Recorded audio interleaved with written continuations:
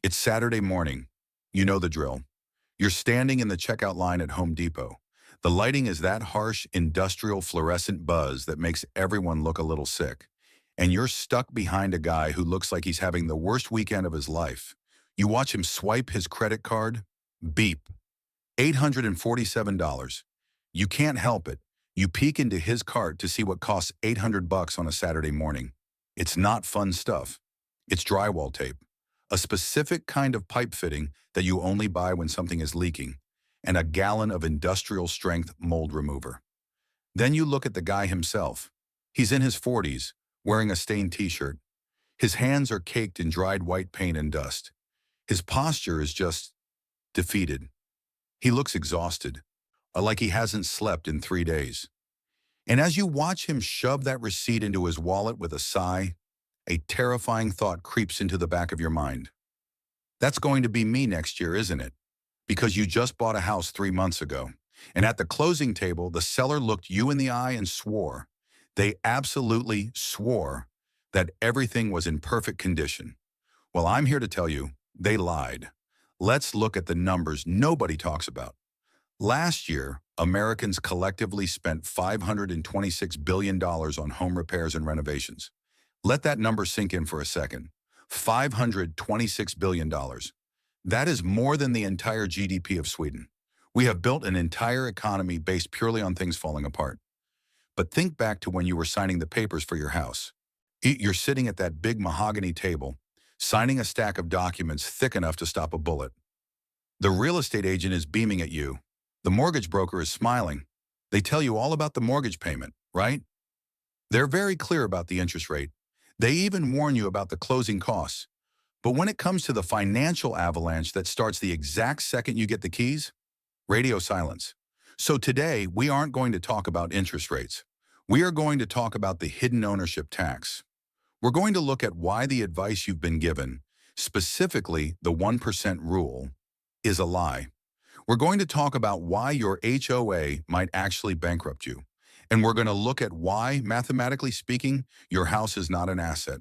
It is a liability that is actively trying to destroy itself. Let's play this out. Let's run a simulation of your life as a new homeowner. You buy the dream, a nice, sensible house for $350,000. You did the responsible thing. You sat down with a calculator and figured out your mortgage would be $2,100 a month. You can afford that. You high-five your spouse. You pop the champagne. Congratulations, you are a homeowner. 6 weeks later, it's July. A massive heat wave hits, and your AC unit, the one that was supposedly serviced right before the sale, decides to commit suicide. That's $7,000 gone, just like that. 3 months after that, you're sitting on the couch. You look up and you think, is that water on the ceiling? Yep, roof leak. That'll be another $4,500. Then just for fun, the water heater starts making a sound like a dying whale. No, that's another $1,800. So let's check the scoreboard. It is now November. You have owned the house for 8 months. You have already spent $13,300 on repairs you never saw coming. Your emergency fund, it's obliterated. Your credit card balance, it's climbing. And suddenly you start to understand why your neighbor looks so tired all the time. Now you might be thinking, well, that's just bad luck. No, it's not. This is the statistical norm. According to a 2025 Bankrate study, the average single-family homeowner spends $21,400 per year on hidden costs. Break that down. That is $1,783 a month. That is on top of your mortgage, on top of your insurance, on top of your property taxes, and remember, these aren't lifestyle choices. You aren't buying a hot tub or a new deck. Watch, these are mandatory payments just to keep the structure from rotting into the ground. You are paying for the privilege of fighting a losing war against entropy. So why were you so unprepared for this? Why didn't anyone warn you? Well, because the financial advice industry has been feeding you a fairy tale called the 1% rule. You've probably heard it. The rule says you should set aside 1% of your home's value each year for maintenance. So for that $350,000 house, that's $3,500 a year. That sounds totally manageable, right? Wrong. That rule was created decades ago. It comes from a time when labor was cheap, materials were affordable, and contractors actually called you back. In 2025, that rule is catastrophically outdated. A recent Angie's List survey found that actual spending averages between 2% and 3% annually. Anna, and here is the kicker. If you own an older home, anything built before 1960, you aren't looking at 3%. You're looking at upwards of 8%. Think about that. In the study, there was a homeowner who budgeted $4,800 based on the 1% rule. Their actual spending, $15,000 every single year. The 1% rule isn't financial advice. It is a comforting lie designed to keep you signing mortgage documents. But here's the thing. The money is only half the problem. The other half, the part nobody mentions, is the psychological toll. Nearly half of all homeowners faced a repair bill over $5,000 last year. A NerdWallet study found that 44% of buyers had their first major surprise repair within the first year. 12% got hit in the first month. Imagine that. You haven't even finished unpacking your boxes. You still can't find your toaster. And your foundation cracks. Foundation issues can run you 30 grand. HVAC replacement can hit 15 grand. And if you live in an area with labor shortages, good luck even getting someone to take your money. This creates a state of chronic, low-level anxiety. Over 60% of homeowners report being more worried about maintenance now than they were just a few months ago. See, a house isn't like a car. You can drive a car with a dent in the bumper. You can drive it into the ground and sell it for scrap. A house requires constant feeding. Your roof has a lifespan. Your windows have a lifespan. Your siding, your pipes, your wiring, they are all deteriorating on different timelines. And when those timelines converge, that is how you get a 5-figure bill on a random Tuesday afternoon. Now, let's talk about the bill that never stops growing, even if your house is perfect, even if nothing breaks. Property taxes. The average U.S. homeowner pays around $3,500 annually. That's up about 4% from last year. But averages hide the horror show. This is really a geographic lottery. Take a $400,000 house. If that house is in Florida, your taxes might be around $3,200. Manageable. But move that exact same house to New Jersey, you are paying $8,920 a year. That is a $470 monthly difference for the exact same asset. And here is the part that should terrify you. Property taxes are tied to your home's assessed value. So when housing prices climb, your tax bill climbs with them. You didn't sell the house. You didn't make any profit. You didn't get a raise at work. But because the government decided your home is worth more on paper, you now owe them more cash. You are effectively being punished for your asset appreciating. In 2025 alone, non-mortgage costs, insurance, utilities, taxes jumped 30%. Not gradually, in 1 year. It brings up a hard truth. Even if you pay off your mortgage, you never truly own your home. You are just renting it from the county tax assessor. And if you stop paying them, they will take it. But wait, I hear you say, I bought a condo, or I bought into a nice gated community to avoid the maintenance headache. Well, let me introduce you to the special assessment. HOA fees have risen 25% in the last 6 years. But in disaster-prone markets like Florida or California, they have absolutely exploded. In Tampa, fees rose 17% in a single year. Why? Because the master insurance policy for the building skyrocketed 40%. But the monthly fee is just the steady bleeding. The special assessment is the hemorrhaging. Here is how it works. If the condo building needs a new roof or structural repairs, and the building's reserve fund is empty, which by the way, it usually is, the board sends you a bill, $10,000, $20,000, sometimes $50,000. And this isn't a pay it when you can situation. This is payable in 30 days. No vote, no discussion. Pay up or they put a lien on your home. In South Florida, this is causing a market collapse right now. We are seeing condo fees hit $2,000 a month.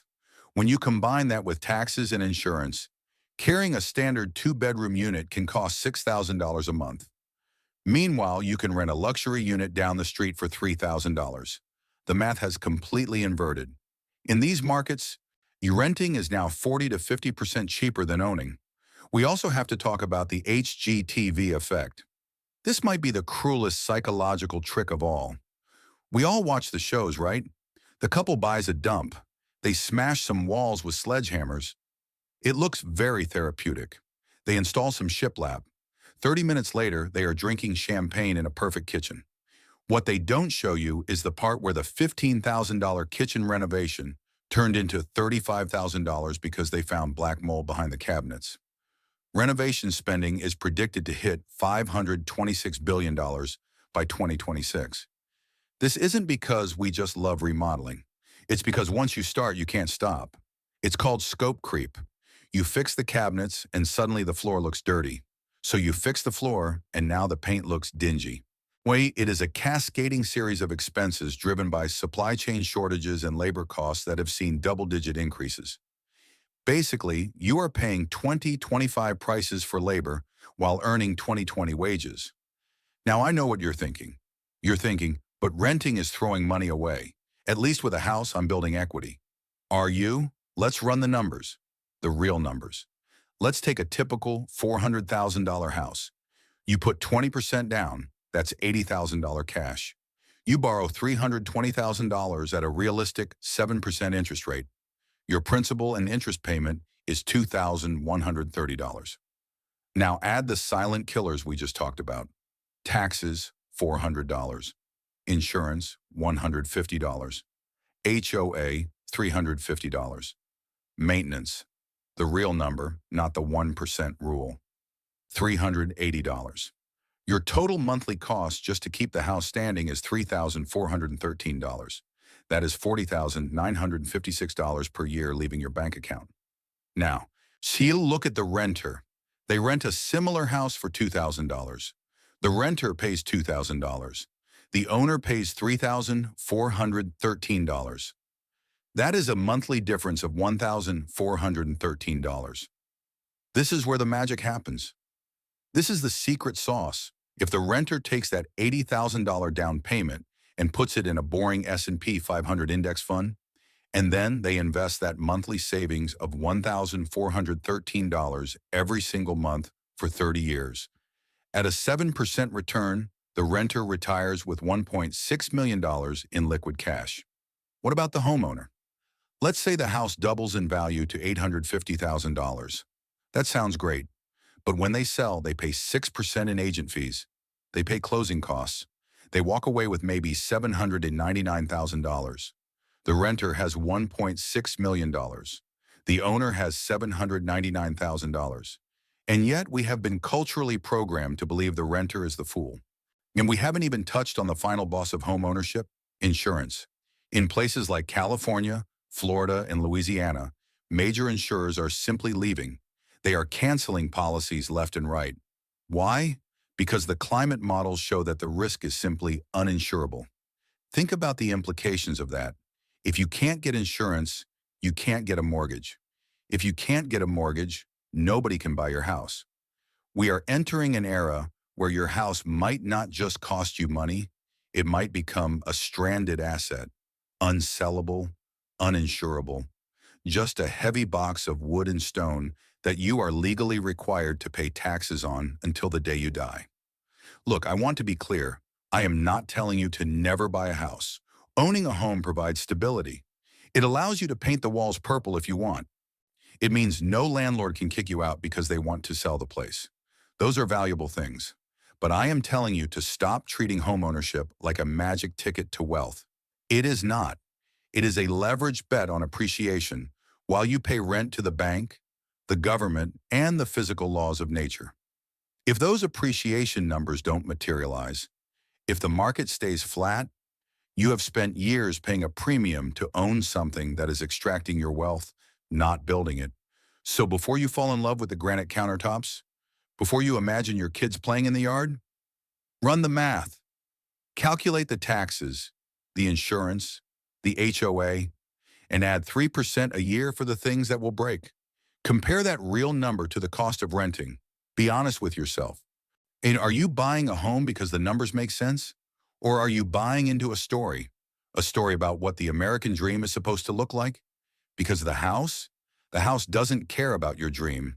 The house doesn't care about your budget. It will break. You will pay. The only question is, are you ready for the bill?